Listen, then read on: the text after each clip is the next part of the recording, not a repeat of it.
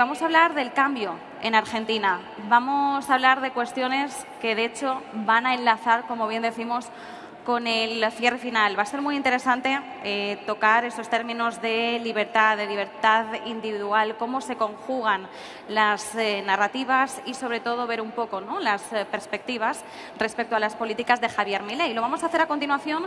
Sin embargo, simplemente antes de dar un aplauso y una calurosa bienvenida a nuestro siguiente ponente entrevistado, simplemente pues quería agradeceros porque, como os digo, estoy percibiendo mucho vuestra energía, así que quería agradeceros. Estáis siendo un público magnífico, así que, por favor, que esto no suele suceder, pero os pido un aplauso para vosotros. Fuerte aplauso, por favor, que os lo merecéis también, ¿eh? Fuerte aplauso. Que se note, venga, un poco más de ánimo, que os lo merecéis. Venga, fuerte aplauso, que no es fácil estar aquí atento, ¿eh? Ahí te veo. Venga, pues ahora ya sí. Vamos con un fuerte aplauso. Primero digo nombre y cargo y luego aplaudimos, que si no, pues no se oye con la fiereza suficiente. Agustín Laje, politólogo argentino. Por favor, un fuerte aplauso.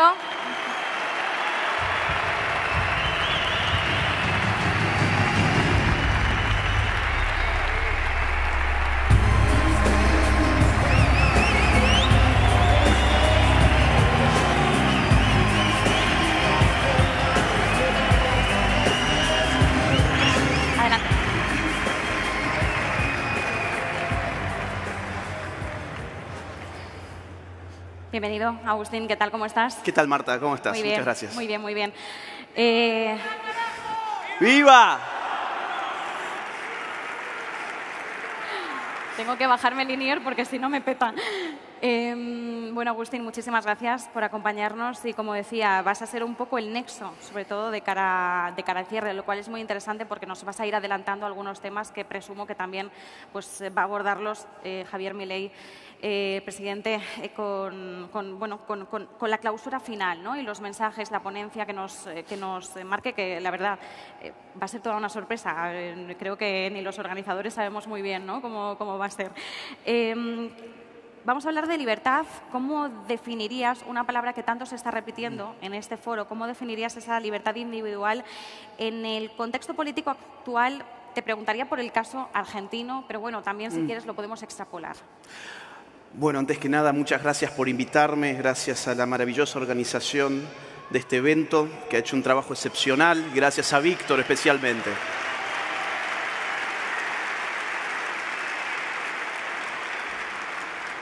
Vamos a ver, lo que me estás pidiendo es un concepto, el concepto de libertad.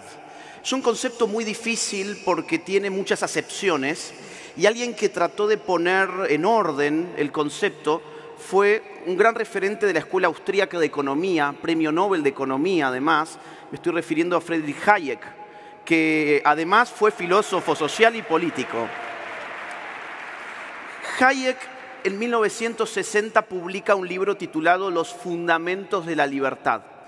En ese libro, Hayek recupera el sentido original del concepto que él veía que se estaba perdiendo en Occidente. ¿Cuál es el sentido original del concepto libertad? La libertad es el polo opuesto a la esclavitud, dice Hayek.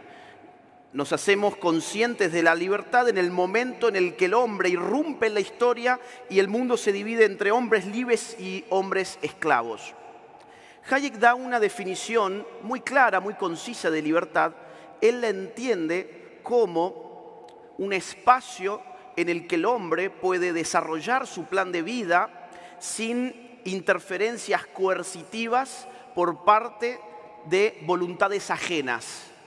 Acá hay dos elementos muy importantes. Por un lado, la idea de la relación social. Cuando hablamos de libertad, hablamos de relaciones sociales. No tiene ningún sentido preguntarnos si Robinson Crusoe en la isla desierta en la que naufragó es o no es libre. No tiene sentido porque solo un otro te puede coartar la libertad.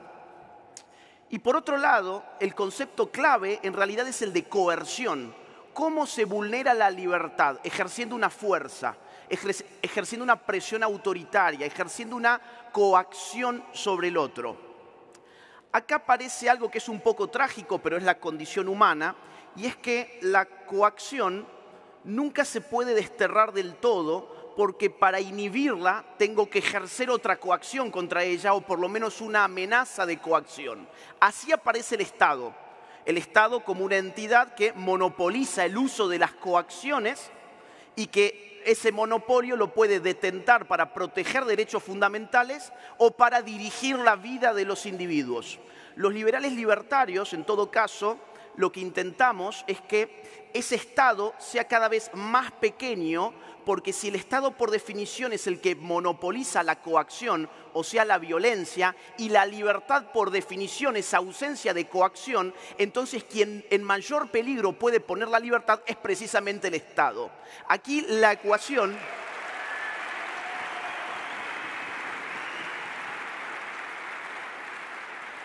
Aquí entonces, si ustedes me siguen con esto, la ecuación es muy clara. A más Estado, menos libertad. A menos Estado, más libertad. Con este concepto, que digo, tenemos que llegar al concepto para no hablar de libertad en el aire, ese es el concepto de libertad. Ahora sí podemos pensar en el caso argentino.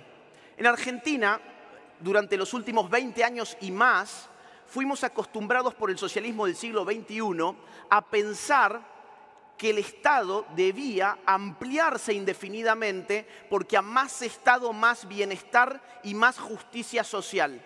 Apareció entonces la idea del Estado presente que tenía una función redistributiva. Y así fue como nos destrozaron.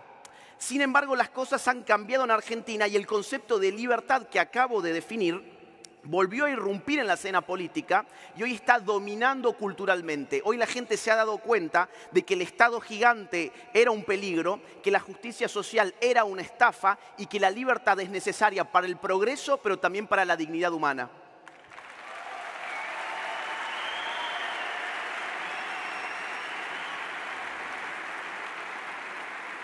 Nos has adelantado conceptos, pero ¿cuáles son los elementos que consideras esenciales para que exista una sociedad verdaderamente libre?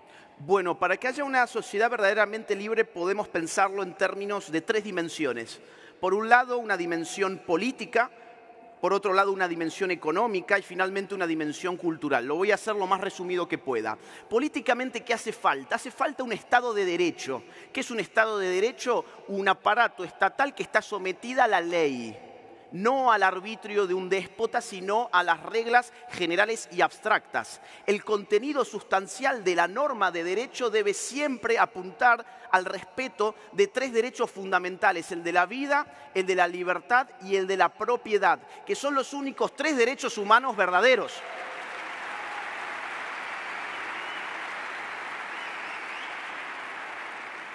Si lo ves de cerca, el progresismo y el socialismo del siglo XXI te vende la multiplicación de derechos generando una suerte de inflación derecho humanista.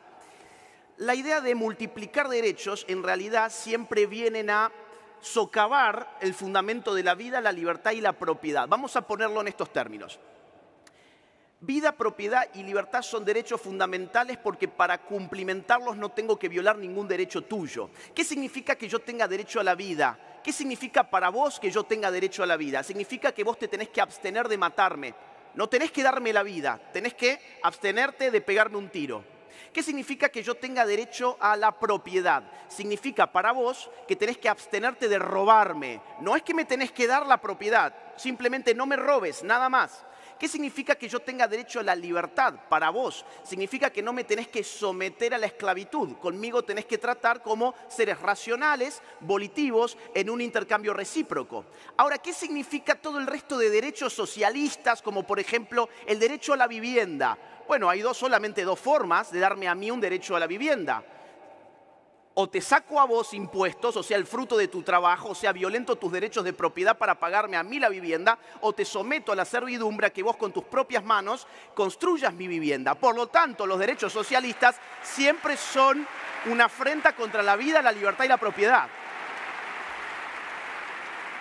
Ahora, ese Estado además tiene que dividir los poderes. Esto los vieron los liberales clásicos del siglo XVIII. Esto ya está en Montesquieu y sobre todo en los padres fundadores de los Estados Unidos. Hay que dividir los poderes del Estado. Eso en términos políticos. En términos económicos, ¿qué hace falta? mercados libres, entendidos como sistemas de producción e intercambio basados en la voluntad de los individuos, en un contexto en que la autoridad estatal no ejerce presión en ninguno de los sentidos posibles. Simplemente los individuos se ponen de acuerdo y crean riqueza a partir de asociaciones libres y voluntarias. Eso es el libre mercado que está asociado moralmente con los tres derechos que acabo de mencionar: vida, propiedad y libertad. Y finalmente, en términos culturales, mira, esto es algo que a mí me importa mucho y que creo que a veces no le prestamos suficiente atención. Una sociedad libre, con una política libre y con una economía libre, necesita de una cultura que se articule bien con esto. Esa cultura debe basarse en la responsabilidad, una ética de la responsabilidad, que es la contracara de la libertad. Es decir, está muy bien ser libre, en la medida en que uno se haga cargo tanto de sus aciertos como de sus errores. Ser libre no significa solo ser libre para ganar, también es ser libre para perder. Solo que el Estado paternalista nos ha reducido a la condición de niños bobos que necesitan de la autoridad estatal, del gran padre que es ese Estado, que siempre viene a tratar de remediar lo que los agentes libres han tratado de hacer. En segundo lugar, una ética del trabajo.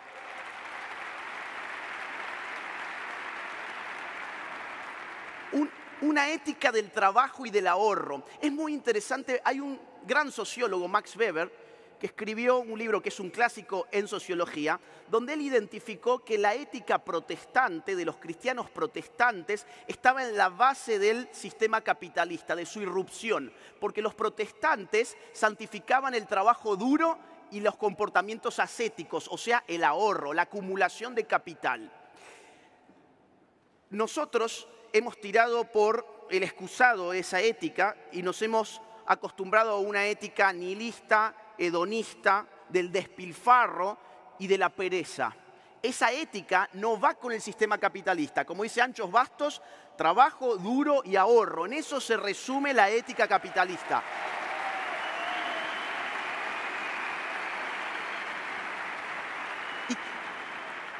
Y quiero decir dos cosas más, es que el tema es muy amplio.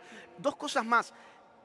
Necesitamos instituciones sociales intermedias fuertes. Necesitamos familias fuertes, iglesias fuertes, asociaciones de la vida civil fuertes. Los libertarios muchas veces cometieron el error, a mi juicio, de creer de que todo lo que importaba era el individuo atomizado.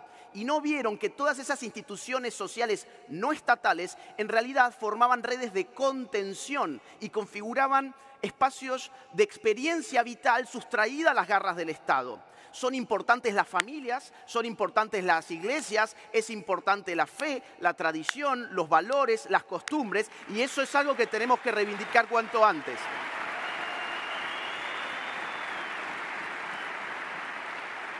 Y por último, porque es que habría demasiado para decir, pero solo uno más, necesitamos recuperar nuestra cultura política. Los libertarios a veces cometemos el error de detestar tanto al Estado que no queremos ver lo que pasa en el espacio político y no queremos involucrarnos. Ese es el peor error que se puede cometer. Nosotros detestamos el Estado, pero tenemos que ganar al Estado para reducirlo, no cerrar los ojos y vivir una vida al margen del espacio público. Eso es lo que entendimos en Argentina, precisamente. ¿Cómo se equilibra la libertad económica con la cohesión social en países con altos niveles de pobreza? Mirá, lo que un gobierno libertario como el argentino ha tenido que hacer es acudir a lo que Ayn Rand llamaba la ética de la emergencia. Es decir, en ciertas condiciones uno no puede simplemente recortar todos los subsidios y dejar a esa gente que ha sido también víctima. Ha sido víctima de los estatistas, ha sido víctima de los socialistas. No se puede dejar a esa gente simplemente morir de hambre. Durante algún tiempo habrá que sostenerla con ayuda estatal hasta que las reformas económicas de libre mercado generen los frutos, generen la riqueza para que esa gente pueda encontrar una forma de vida en el sector privado. La política es el arte de lo posible. Uno tiende a idealizar situaciones, imágenes, figuras, conceptos, pero una vez que llegas al poder te das cuenta que son muchas las trabas, muchos los bloqueos, son muchas las barreras que vas a tener que empezar a enfrentar. No se puede hacer de un día para el otro, pero cuando uno hace un poquito cada día, la libertad aparece en el horizonte y eso es lo que está pasando en Argentina justamente en este momento.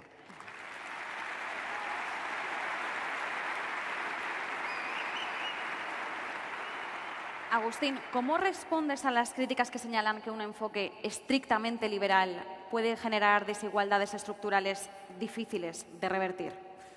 Para los libertarios la desigualdad no es el problema, la pobreza es el problema.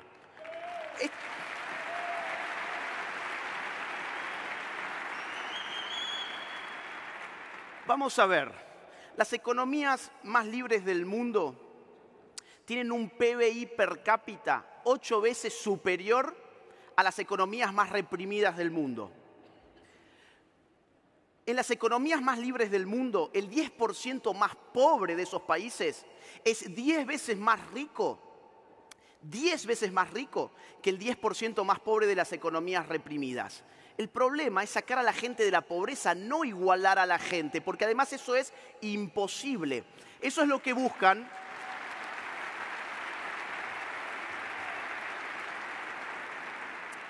A ver, vamos a dar un paso hacia atrás.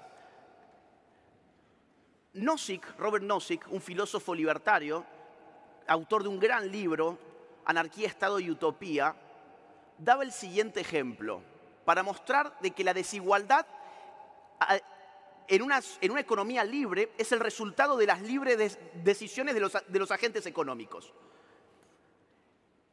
Nozick, que escribió hace varias décadas, ponía el caso de Chamberlain, un jugador de básquetbol, vamos a cambiar el nombre, hablemos de Messi. Messi, dicen por ahí, hablemos de Messi. Vamos a suponer que el Barcelona logra recuperar el contrato de Messi y Barcelona es plenamente igualitario. En Barcelona lo que reina es la igualdad total y completa, que es la situación que tanto gusta a los socialistas. Pero el club llega a un acuerdo con Messi por el cual cada seguidor de los partidos del Barcelona va a depositar en una caja con el nombre de Messi $1 cada vez que se dé un partido en el que juegue Messi. Supongamos que en toda la temporada se convocan 1 millón de hinchas del Barcelona que están muy contentos además porque Messi ha vuelto al club y con todas las ganas del mundo dejan cada vez que juega Messi $1 en una caja. Al terminar la temporada, Barcelona ya no es una ciudad igualitaria porque Messi ha embolsado $1 millón más. Y la pregunta es, ¿acaso esto es una situación injusta? No, no es injusta. ¿Por qué? Porque esa situación se configuró a partir de las libres decisiones de los agentes económicos que querían tanto tener a Messi de nuevo en Barcelona, que así lo han hecho. Entonces, ¿qué te quiero decir con este ejemplo? Que la desigualdad es intrínseca a la libertad humana. Si queremos ser libres, tenemos que aprender a ser desiguales. Bienvenida a la desigualdad. Y por otro lado,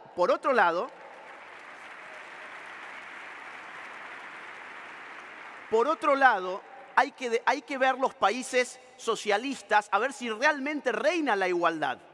Cuba, por ejemplo, es uno de los países más igualitarios según el Gini, el coeficiente Gini, en América, es uno de los más igualitarios. Pero esa gente tiene un promedio de salario de $16 por mes. Es decir, están muertos de hambre. ¿De qué les sirve ser todos iguales si son iguales en la pobreza absoluta?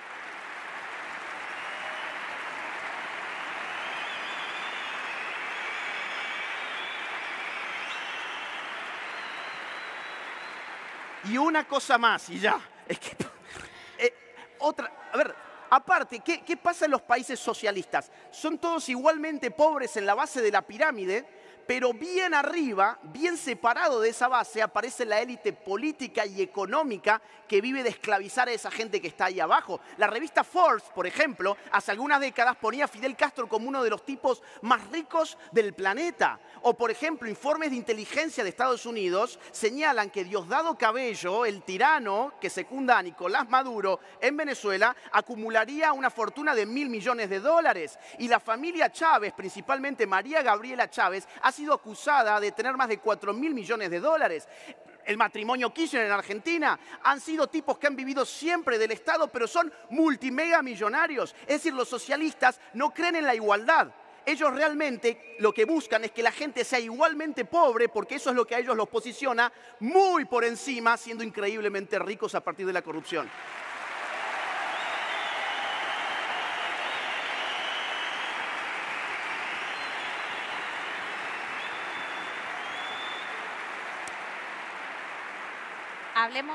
Hablemos de la llegada de Javier Milei. ¿Qué cambios fundamentales observas en la política argentina desde su llegada? Mira, la política argentina no cambió desde la llegada de Milei al poder, si no, él nunca hubiese llegado al poder. La política argentina cambió antes y cambió cuando él ingresó en la arena política. Por eso hace un rato yo decía, es imprescindible que entremos en el barro de lo político. Cuando Javier Milei irrumpió como candidato presidencial, él rápidamente fue el que marcó el pulso del discurso y de la agenda política en Argentina. Todos los partidos políticos tradicionales fueron siempre por detrás de sus ideas y el que marcaba el tono de la campaña era Javier Milei. Eso es lo que llamamos batalla cultural. Y esa batalla cultural rindió frutos políticos. Hoy la política argentina está dispuesta de esta manera. Hay un partido nuevo, La Libertad Avanza, que está gobernando y está gobernando muy bien. Ya lo vamos a poder ampliar dentro de un rato nada más y supongo que el propio Javier Milei, que llega dentro de un rato, lo va a hablar para todos ustedes mucho mejor que yo.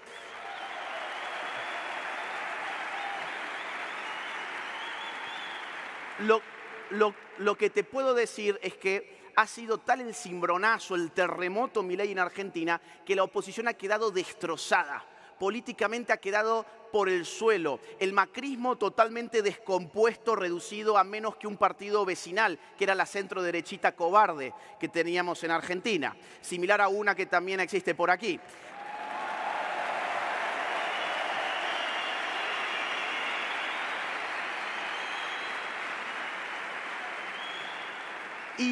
Y el kirchnerismo ha quedado reducido a una fuerza provincial en Buenos Aires. Ahora vienen grandes elecciones, en septiembre en provincia de Buenos Aires, en octubre para todo el país, y ahí es donde se puede dar la estocada final. Es decir, vienen grandes tiempos políticos para Argentina porque se están avanzando reformas libertarias muy importantes, pero a partir del año que viene, si logramos tener más músculo legislativo, esas reformas van a ser mucho más profundas.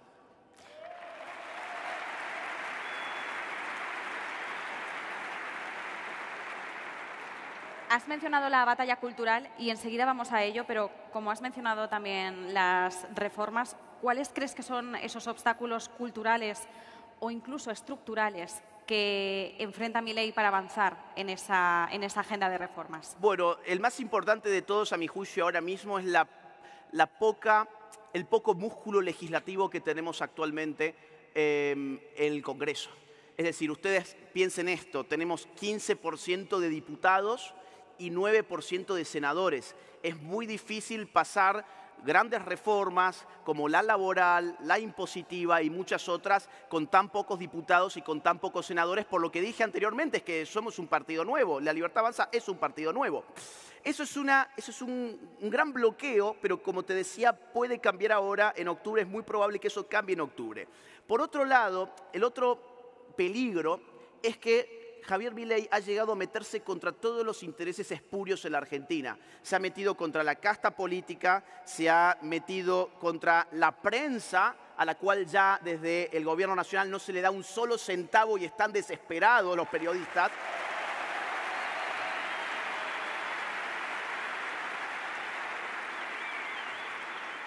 Se ha terminado con el curro, con la corrupción de la obra pública, de esos empresarios, esos falsos empresarios que no vivían del mercado, sino que vivían de sus amigos los políticos en el Estado. Y además se está metiendo también contra los sindicatos y los gerentes de la pobreza. Es decir, son sectores poderosos, pero se los está empezando a domesticar. ¿Cómo defines ese concepto de batalla cultural? ¿En qué espacios se libra principalmente y cuál es su impacto en la vida cotidiana de los ciudadanos? La batalla cultural es una teoría política, es decir, es una teoría sobre qué incidencia tienen los aspectos culturales de una sociedad en el terreno político. Y voy a tratar de hacerlo lo más claro y simple que pueda. El ser humano actúa, pero actúa siempre en torno a marcos interpretativos. Es decir, nosotros siempre estamos actuando en distintos contextos y para eso, sin saberlo, de forma inconsciente, nos valemos de marcos culturales. Nos valemos de un lenguaje, nos valemos de normas morales que conocemos, de una manera u otra las conocemos, nos movemos en torno a rituales, en gestos, procedimientos, actuamos en base a historias. Por lo tanto, todo eso que es tan inmaterial, las historias, los símbolos, el lenguaje, los valores, las costumbres, todo eso en realidad tiene un impacto en la manera en que actúa el hombre. Por lo tanto, la batalla cultural, ¿qué es? Es tomar conciencia del poder de la cultura y es salir a disputar el lenguaje, los valores, las historias, las costumbres. Te pongo un ejemplo argentino. En Argentina el kirchnerismo dominó durante 2 décadas, entre otras cosas, habiéndonos contado una falsa historia sobre los años 70.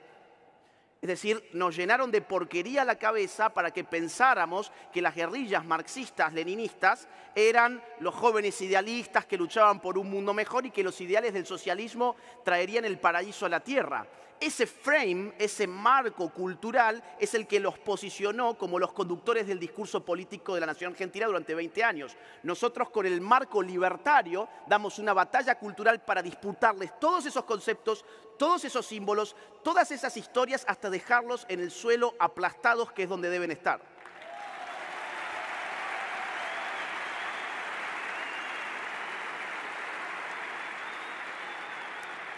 De hecho, perdón, si me dejás, digo una cosa más que es muy importante. A ver, para bajarlo con algo muy concreto, piensen ustedes en el verso, la mentira de los derechos humanos que te vende la izquierda. En la mentira de que la izquierda es democrática.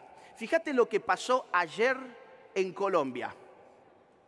Dispararon contra Miguel Uribe, un amigo mío, que hoy está peleando por su vida. Yo con Miguel he estado en muchos eventos, es un gran tipo, es una persona que empuja las ideas de la libertad en su país frente a un guerrillero asesino como Gustavo Petro, una inmundicia humana, una basura.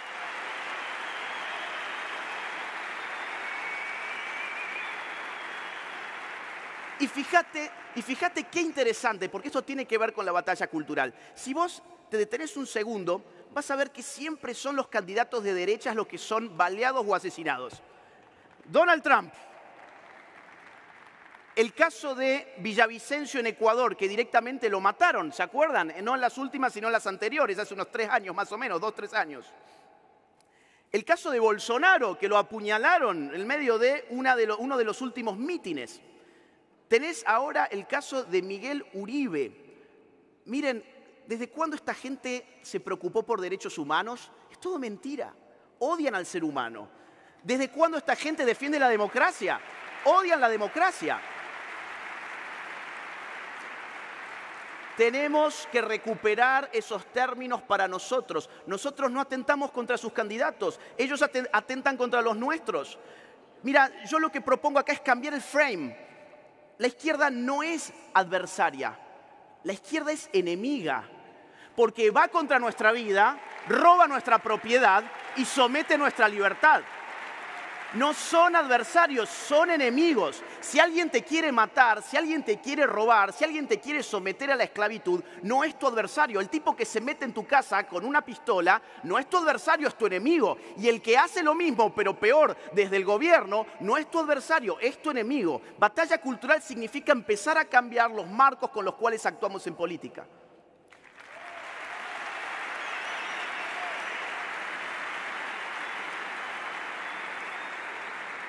Nos queda poco tiempo, Agustín, así que por no ser reiterativos en algunos conceptos, que de hecho está siendo muy generoso por también detenerte en explicarnos y contextualizar a veces antes de responder directamente, hay un concepto del que oímos hablar prácticamente a diario, yo misma como periodista lo acuño, que es el de globalización o globalismo también, y de hecho tú has publicado un libro al respecto, ¿no? ¿Qué significa y cómo está actuando, qué es lo que está haciendo en estos momentos el gobierno de Milei relacionado, ¿no?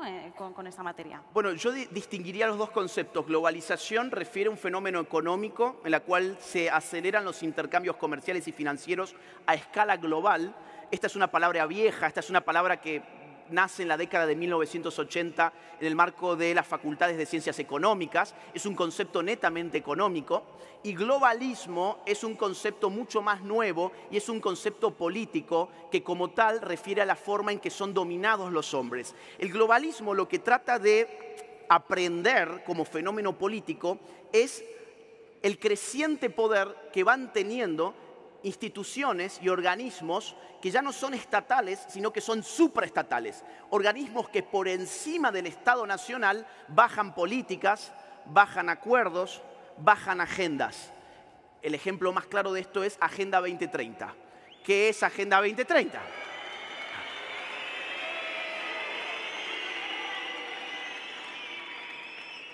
Agenda 2030 fue creada a partir del año 2012 en el marco de Naciones Unidas para reemplazar una agenda anterior que era la de los Objetivos de Desarrollo del Milenio. Para armar Agenda 2030 se organizaron desde la ONU 3 grupos.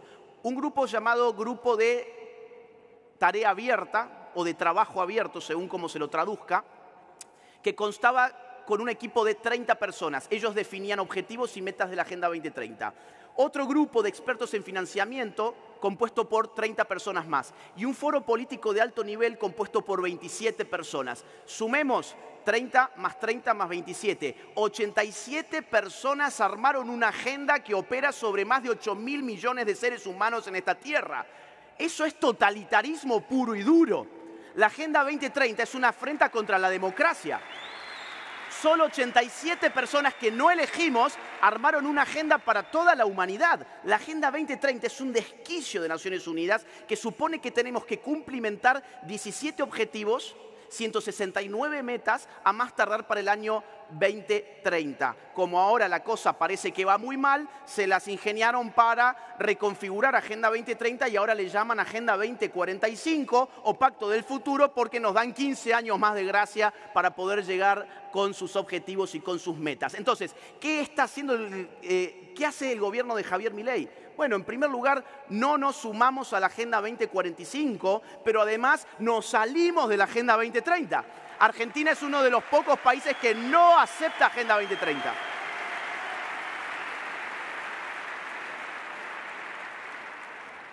En este sentido, ¿cuáles dirías que han sido esas principales victorias culturales? Y entiendo que también va un poco en esa línea del gobierno de Milei. Bueno, victorias culturales. En primer lugar, te diría, Javier Milei se ha convertido en el azote del wokeismo, en el azote de la agenda woke. Acá hace falta definir rápidamente qué es el wokeismo, porque es una palabra muy nueva, entonces a mí siempre me gusta, como habrás visto, poner definiciones para que nos entendamos bien. El wokeismo es la multiplicación descontrolada de algo que en política se llama la dialéctica del opresor y del oprimido. La dialéctica del opresor y el oprimido es un modelo del discurso político que separa el mundo social en dos, los que oprimen y los que son oprimidos. Con esto trabajó mucho el marxismo clásico cuando hablaba de obreros versus empresarios, el proletariado contra la burguesía, jugaba ese juego, pero el wokeismo, más astuto todavía, toma ese modelo y lo inyecta en todas las fases, dimensiones y aspectos de la vida social e individual. Por ejemplo, en términos de sexo, bueno, muy simple, la mujer es oprimida, el hombre es el opresor y la ideología se llama feminismo y el sistema de opresión se llama patriarcado. Si avanzás un poco más, orientación sexual, los homosexuales o los LGBT son oprimidos por los heterosexuales a través de un sistema de opresión llamado heteronormatividad. En términos de identidad de género, el transgénero es oprimido por el cisgénero. Por cierto, cisgénero es una palabra nueva que se ha inventado este lobby. Cisgénero básicamente es la persona normal, la persona que se identifica con su cuerpo real.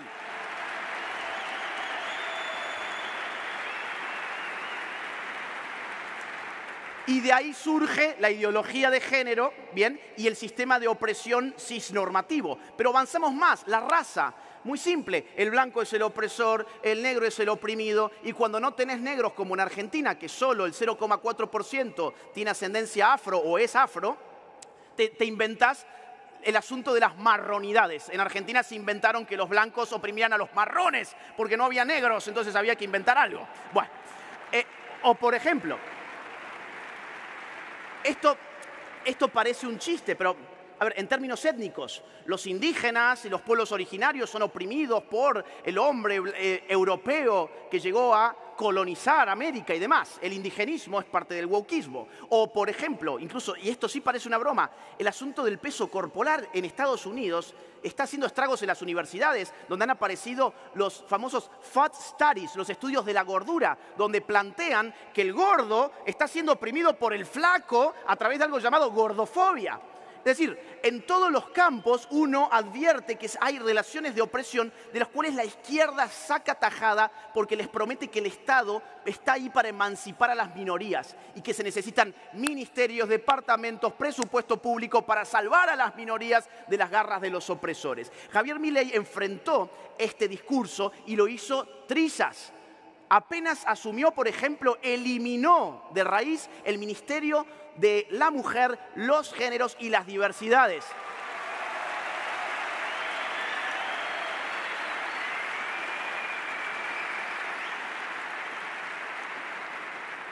Esa basura de ministerio, lleno de mujeres resentidas, emocionalmente derrotadas, afeadas, hacen una militancia de la falta de higiene. Toda esa runfla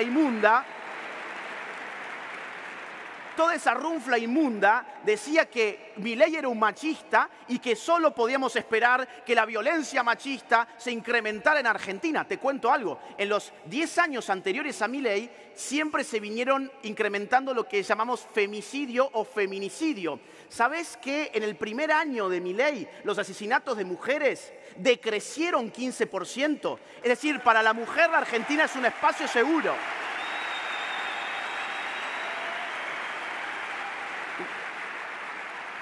Pero no todo queda ahí. Mira, Milei eliminó el INADI. El INADI era una policía del pensamiento orwelliana que te sometía, por ejemplo, a mí me apercibieron y me querían obligar a hacer cursos de rehabilitación en género, porque no aceptaba que un hombre disfrazado no era una mujer, sino un hombre disfrazado. Y eso me volvía a mí un criminal. Milei eliminó el INADI, Milei eliminó los subsidios para los parásitos que dicen que viven de la cultura, pero en realidad viven del Estado, y que reciben subsidios de gente que no quiere consumir sus productos de mierda. Esa es la realidad.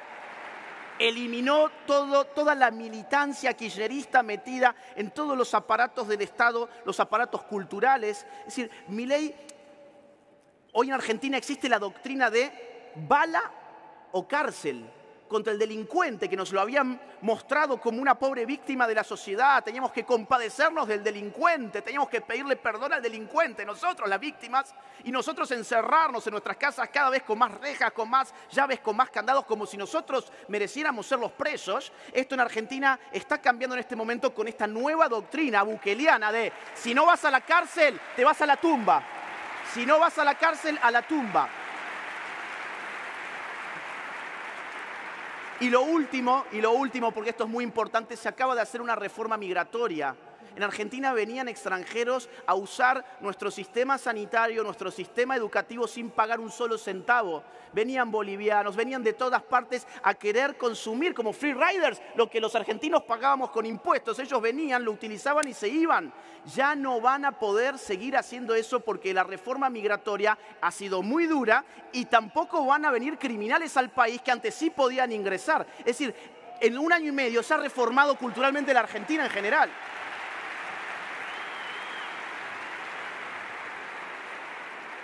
Nos queda una última pregunta porque nos quedan, 2 minutitos, así que ahí sí que te pediré la máxima brevedad posible. ¿Cómo se compatibiliza en la práctica una defensa de la libertad de expresión con la necesidad también de preservar el respeto mutuo en sociedades culturalmente diversas y polarizadas?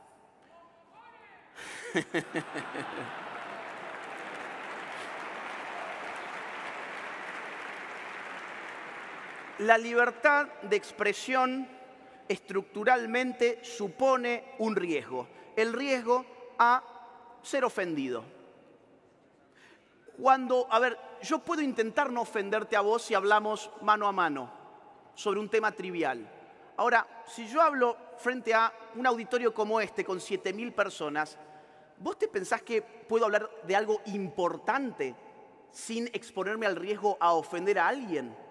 Si queremos hablar de cosas importantes y tener opiniones importantes, tenemos que saber que la ofensa es intrínseca a la libertad de expresión. Solo aquel que habla estupideces puede no ofender a nadie. Entonces, lo que pasa es que los socialistas, como están perdiendo la batalla cultural, quieren ahora censurar la libertad de expresión, porque saben que cuando hay expresión libre, nosotros les ganamos, como ha pasado con el mundo de las redes sociales. Nosotros perdíamos cuando te reventaban, te mataban a censura. Ahora que esto se ha abierto, ha quedado muy claro que la derecha le pasa por encima en batalla cultural en redes sociales a la izquierda, y ahora dicen que están todos ofendidos y que por eso hay que censurarnos a nosotros. Yo te diría, el único límite para la libertad de expresión es la comisión de delitos. O sea, yo no tengo libertad de expresión para decirle a esta gente que vamos a lincharte a vos. Yo no puedo a través de mi red social, por ejemplo, vender pornografía infantil, que es un delito. Yo no puedo utilizar la libertad de expresión para convocar a la gente a saquear una casa. ¿Por qué? Porque esa libertad de expresión está en función de la comisión de un delito. Ahora, mi libertad de expresión para hablar de política y de sociedad y de cultura tiene que ser absoluta, plena e irrenunciable. Fuerte aplauso.